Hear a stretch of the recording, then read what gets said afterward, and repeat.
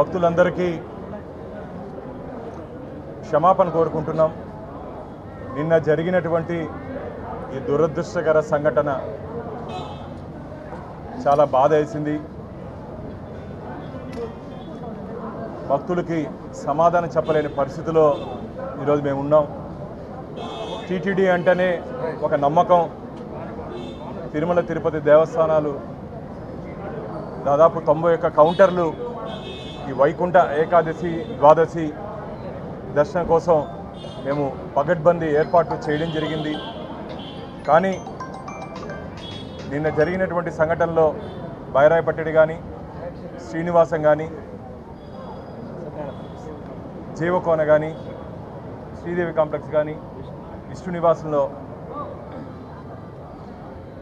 అక్కడున్నటువంటి కొందరు అధికారుల వైఫల్య కారణంగా ఈ సంఘటన జరిగింది. నివేదిక రాత్రి ముఖ్యమంత్రి గారు పూర్తి నివేదిక ఇవ్వమని చెప్పి అధికారులను ఆదేశించడం జరిగింది. ముఖ్యమంత్రి గారు కూడా ఇంకొక గంట సేపట్లో ఇక్కడికి వస్తున్నారు. మా ఆరోగ్య శాఖ మంత్రి సత్యకుమార్ గారు కూడా ఇంకొక అరగంటలో ఇంజూరీ అయినటువంటి ఇప్పటికీ దాదాపు లోపల హాస్పిటల్లో 30 మంది అడ్మిషన్లో ఉన్నారు. ఎవరికి ఎటువంటి ఇబ్బంది లేదు, అందరూ కోలుకున్నారు. కాబట్టి వారి కుటుంబ సభ్యులతో కూడా మేము మాట్లాడి రావడం జరిగింది. డాక్టర్లు ఇక్కడ ఉన్నటువంటి డైరెక్టర్ గారు మిగతా టీం అన్నీ వారికి కావాల్సినటువంటి వైద్య సదుపాయాలు ఎటువంటి లోటు లేకుండా తిరుమల తిరుపతి దేవస్థానాలు నిన్నే ఆదేశించడం జరిగింది. మా మంత్రివర్యులు కూడా చెప్పడం జరిగింది. పూర్తిగా వారికి మెరుగైన వైద్య సేవలు మేము అందిస్తున్నాం. అందరూ కోలుకుంటున్నారు. వారి కుటుంబ సభ్యులతో కూడా మాట్లాడి వారికి ధైర్యం చెప్పడం జరిగింది.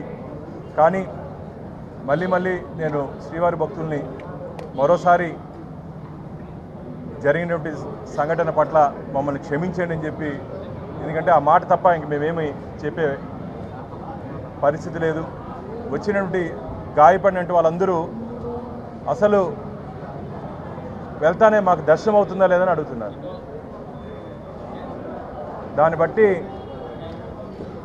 వాళ్ళ భక్తి, వెంకటేశ్వర స్వామి పట్ల వాళ్ళకున్నట్టు భక్తి, మేము అక్కడ ఉన్నటువంటి మామూలుగా ఎక్కడైనా సరే గొడవ పడతారు. కానీ లోపల పోతే ముసలి వాళ్ళు, ఆడవాళ్ళు, పిల్లలంతా అన్న మాకు దర్శనం చేపిస్తారని అడుగుతున్నారు. అసలు అంత స్వామివారి మీద భక్తితో కొందరైతే కొన్ని వందల కిలోమీటర్లు నడిచొచ్చామేమని చెప్తున్నారు. ఈ దురదృష్టకర సంఘటన నన్ను చాలా కలిసివేసింది. అసలు తిరుమల తిరుపతి దేవస్థాన చరిత్రలోనే ఒక చీకటి రోజుగా మిగిలిపోతుంది. ఇది భవిష్యత్తులో ఇలాంటి దురదృష్టకర సంఘటనలు జరగకుండా ఖచ్చితంగా భక్తులకి మేము హామీ ఇస్తున్నాం.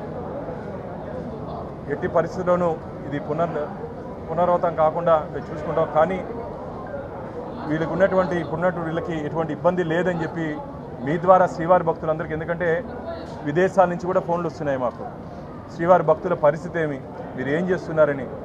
కాబట్టి మేము రాత్రి నుంచి మానిటర్ చేస్తున్నాం. ఈరోజు రాత్రి ఉదయం 3 వరకు ఇక్కడే ఉన్నాను. వెళ్ళి మొత్తం అన్ని మానిటర్ చేసుకునేసి ఇప్పుడు వస్తే డాక్టర్లతో మాట్లాడితే ఎవరు ఆందోళన చెందాల్సిన అవసరం లేదన్నారు. కాబట్టి మీ ద్వారా శ్రీవారి భక్తులకి తెలియజేస్తున్నాను. టికెట్లు కలిగిన భక్తులు మాత్రమే కొండకు వెళ్ళాలని